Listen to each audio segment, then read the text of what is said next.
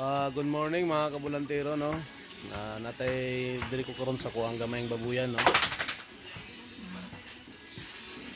Ah, muna siya update lang ta karon.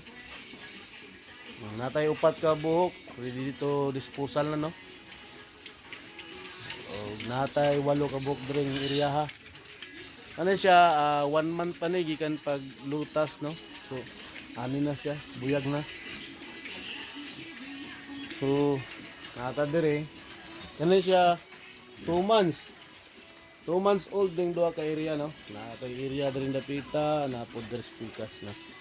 So 2 months old ni siya. 2 months old.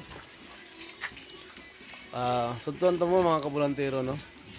Sa akong experience sa pagbababoy, lami siya o enjoy ang pagbababoy tungod kay dili siya hasol alagaan.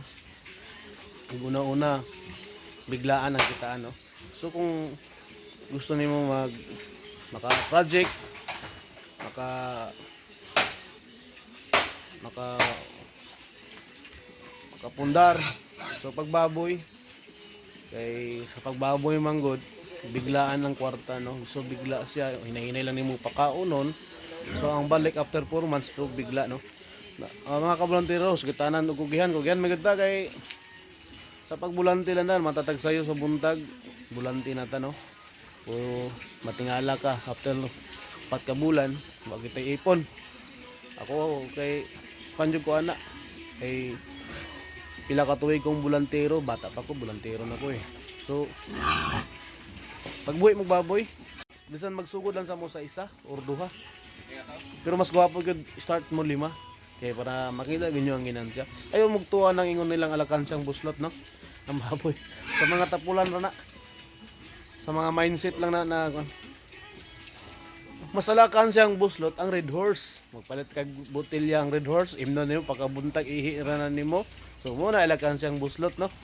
Pero kaning baboy pagkaon nimo labi nag sigarilyo, susuki ka man ni sigarilyo, lakas ang buslot kina siya. Kaya ano, inigsuyop nimo buga aso wa na. Palit na pod. So kung pagpalit og baboy, ipakaon. Oh, tanawa oh. Enjoy kayo.